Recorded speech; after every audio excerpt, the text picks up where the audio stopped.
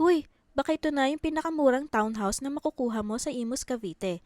Bank foreclose and take note, bidding na this March 2. Ibig sabihin, kapag may kasabay ka, pataasan talaga. Located at Barangay Bukandala, Imus Cavite.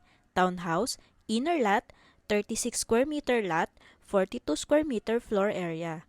2 bedrooms, 1 toilet and bath. At ito pa, 40 to 50% below market value. Starting bidding price, 1,140,600.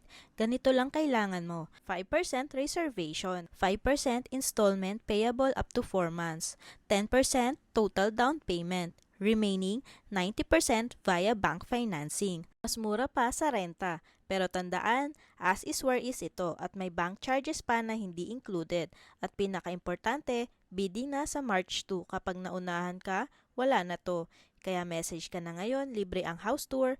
Huwag mong palampasin to, baka ito na yung bahay na para sa'yo.